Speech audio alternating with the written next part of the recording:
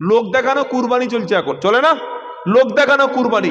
জীবনে একক নামাজ পড়ে না, পেচ্ছাপ করে কখনো পানি নেয় না, সে বলছে আমি কুরবানি দাতা। ফেরেশতা বলছে আগে গ্যাস পাইপটা ঠিক কর বাবা, এদিকে তোর পাইপ নষ্ট হয়ে গেছে, সাইলেন্সারটা ঠিক কর। কুরবানি দেওয়ার আগে নামাজ নাই, বেনামাজির কুরবানি কবুল হবে? আপনারাই বলেছেন, আমি কি তখন না বলি নাই? বলেছি আপনাদের রায়, বেনামাজির কুরবানি কবুল হবে না। ইন্না সালাতি ওয়া নুসুকি ওয়া মাহইয়ায়া ওয়া মামাতি লিল্লাহি রাব্বিল আলামিন। 8 নম্বর পারা 9 নম্বর পৃষ্ঠা 9 নম্বর লাইনের 162 নম্বর আয়াত সূরার নাম আনআম। আল্লাহ পাক শোনাচ্ছে, কুল, হে নবী আপনি বলুন, হে উম্মত তোমরা বলো, ইন্না সালাতি, নিশ্চয়ই আমার নামাজ, নিশ্চয়ই আমার কুরবানি, ওয়া মাহইয়ায়া ওয়া মামাতি, আমার হায়াত এবং আমার মউত সবটুকু আল্লাহর জন্য নিবেদিত। বাবাজিরা, সোনার লালেরা, কখনো লোক দেখানো আমল করব না, বলুন ইনশাআল্লাহ। নামাজ, রোজা, হজ, যাকাত, দান সদকা দান করবেন ডান হাতে, বাম হাতে টের পাবে না, মনে থাকবে ইনশাআল্লাহ। তবে কুরবানির সময় মোটা গরু, মোটা মোষ, মোটা ছাগল একদম গাছের কাছে বেঁধে রাখবেন, গলায় একটা ফুল দিয়ে রাখবেন, বিশাল সওয়াব হবে, তাই তো নাকি? হবে না? আরে লোক যদি না জানতে পারলো যে কি মাল একটা দিচ্ছি, তাহলে কি করে হলো বল? খালি বলছে ভাই এবছর যা মাল এনে, বলছে মাল কিরকম মাল? 80,000 টাকা দাম রে। সেলিমের বাপ, সে রোহানের বাপ, সেই সুহানের বাপ, ওরা 40,000 42,000, ওদের আর গরু আর আমার গরুটা একবার ধরে দেখ, 48 কেজি চর্বি হবে। কবরে গেছে, ফেরেশতারা এমন পিটেছে, চর্বি হাফ কবর হয়ে গেছে। লোক দেখানো কুরবানি চলছে এখন, চলে না? লোক দেখানো কুরবানি। জীবনে একক নামাজ পড়ে না, পেচ্ছাপ করে কখনো পানি নেয় না, সে বলছে আমি কুরবানি দাতা। ফেরেশতা বলছে আগে গ্যাস পাইপটা ঠিক কর বাবা, এদিকে তোর পাইপ নষ্ট হয়ে গেছে, সাইলেন্সারটা ঠিক কর। কুরবানি দেওয়ার আগে নামাজ নাই, বেনামাজির কুরবানি কবুল হবে? আপনারাই বলেছেন, আমি কি তখন না বলি নাই? বলেছি আপনাদের রায়, বেনামাজির কুরবানি কবুল হবে না। তবে কুরবানি যারা দেয় তারা বেশিরভাগ আপনাদের এলাকায় নামাজি, আমাদের 24 পরগনায় বেনামাজি। বাবা এখানে সব বলে লাভ নাই, তাহলে আমারও কুরবানি হয়ে যাবে। কি বললেন? ইমাম যদি কুরবানির আগে বলে দেয় বেনামাজির কুরবানি কবুল হবে না, শনিবার দিন মিটিং হয়ে বলবে মাওলানা বাড়ি চলে যাও, বাড়ি চলে যাও, এখানে আপনার চান্স নাই। এটা আমাদের সমাজ।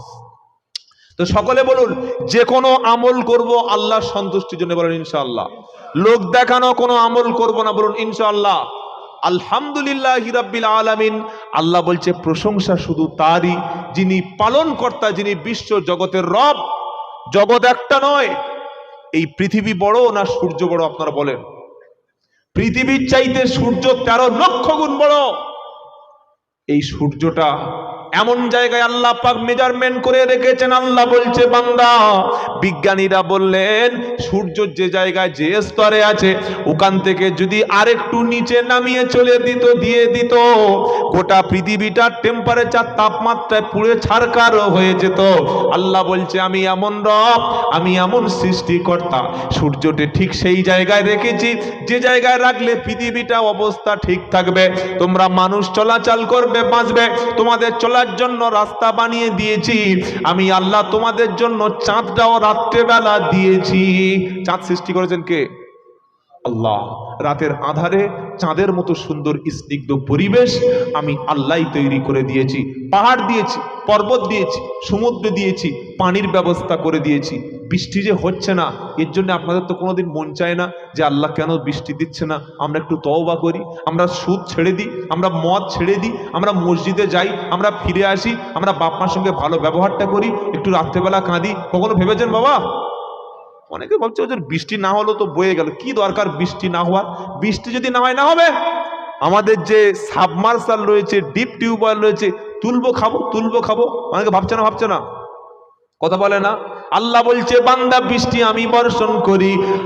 আল্লাযী জাআলা লাকুমুল আরদা ফিরাশাও ওয়াস সামাআ বিনাআও ওয়া আনজালা মিনাস সামাই মাআন ফাআখরাজা বিহি মিনাস সামারাতি রিজকাল লাকুম ফালা তাজআলু লিল্লাহি আনদাদা ওয়া আনতুম তা'লামুন। আল্লাযী জাআলা লাকুমুল আরদা ফিরাশা, যিনি আল্লাহ তিনি জমিনকে করেছেন বিছানা। বলুন সুবহানাল্লাহ। ওয়াস সামাআ বিনাআ, যিনি আকাশকে করেছেন ছাদ। আকাশকে কি করেছেন? ছাদ। আপনি জানেন এই বিশ্ববাসীকে বাঁচানোর জন্য সূর্যতে রয়েছে অতি বেগুনি রশ্মি, আল্ট্রাভায়োলেট এক্স রে, যেটা ডাইরেক্ট যদি পৃথিবীতে নেমে আসে পৃথিবীর মানুষ ধ্বংস হয়ে যাবে, প্রাণীকুল শেষ হয়ে যাবে। আল্লাহ বলছেন বান্দা, আজকের বিজ্ঞানীরা আবিষ্কার করেছেন ওজোন স্তর। কি আবিষ্কার করেছেন? ওজোন স্তর। ওই সূর্য থেকে অতি বেগুনি রশ্মিটা ডাইরেক্ট যাতে পৃথিবীতে না আসতে পারে, আল্লাহ পাক সেটাকে প্রোটেকশন দিয়ে এই প্রাণী জগৎকে বাঁচিয়েছেন। কারণ তিনি হলেন রব, তিনি হলেন রব। তোমাদের বাঁচার জন্য অক্সিজেন দরকার। এই অক্সিজেনটা তোমরা যদি কিনে ব্যবহার করো, একজন দাঁড়িয়ে বলুন যে হুজুর আল্লাহর অক্সিজেন দরকার নাই, আমার যা টাকা আছে খালি অক্সিজেনের সিলিন্ডার কিনবো, মাল নাকে লাগিয়ে দেবো, খাবো, ঘুমাবো। কারো দ্বারা সম্ভব? এই যে সম্ভব। ফ্রিতে তিনি অক্সিজেন সাপ্লাই দিচ্ছেন। সারা জীবন তুমি নামাজ না পড়তে পারো, তুমি আল্লাহর সঙ্গে নাফরমানি করতে পারো, তুমি আল্লাহকে ভুলে যেতে পারো, তুমি মদ খেতে পারো, জুয়া খেলতে পারো, সুদ খেতে পারো, তুমি আল্লাহর জিকির তোমার জবানে না আসতে পারে, কিন্তু আল্লাহ বলছে তুমি নাফরমানি করলে কি হবে? আমি মৃত্যু পর্যন্ত তোমাকে ফ্রিতে অক্সিজেন দিয়েছি। তোমার শরীর থেকে যে দূষিত কার্বন ডাই অক্সাইড বার হচ্ছে ওটা গাছেদের খাবার বানিয়েছি। গাছ 24 ঘন্টায় সূর্যালোকের আলো গাছের সবুজ পাতায় সালোক সংশ্লেষ পদ্ধতিতে কার্বন ডাই অক্সাইড নিল, ওটাকে অক্সিজেন হিসেবে সাপ্লাই করার কাজটা আমি গাছেদের দায়িত্ব দিয়ে দিলাম। তুমি নাফরমানি করতে পারো, কিন্তু আমি আল্লাহ তোমার উপরে রহমত বর্ষণ করি। বলুন সুবহানাল্লাহ। বৃষ্টি কে বর্ষণ করেন? আল্লাহ। হুগলি জেলার মানুষ বলবে আল্লাহ বৃষ্টির দরকার নাই, আমাদের ডিপ টিউবওয়েল রয়েছে, সাবমার্সাল রয়েছে, ওর থেকে পানি তুলবো, গোসল করব, খাবো। এই চিন্তা মাথা আসতে পারে না যে 1 বছর 2 বছর 3 বছর 4 বছর বৃষ্টি না হলো তো বয়ে গেল। অনেকে ভাবছে যে না হয় না হবে, আমাদের তো পানির ব্যবস্থা রয়েছে। আল্লাহ বলছে শোনো, কুল হুয়াল্লাযী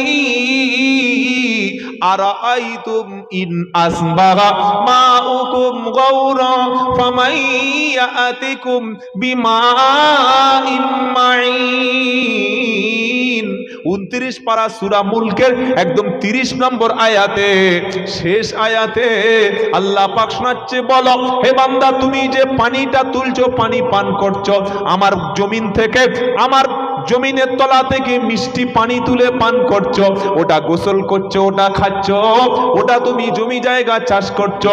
আমি আল্লাহ তুমি 1000 ফুট লিয়াদ দিলে, আমি আল্লাহ যদি 1500 ফুট নিচে আমার পানির স্তরটা নামিয়ে দিই, বলো তোমার পাইপলাইনটা কোথায় যাবে? তুমি বলবে হুজুর আমরা বোকা আছি, পানির স্তর যত নামবে আমাদের পাইপ তত নামবে।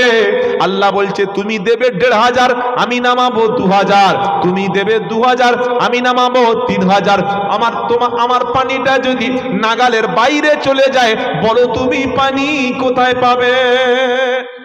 ভেবেছেন কখনো এসব কথা? ভাবেন নাই।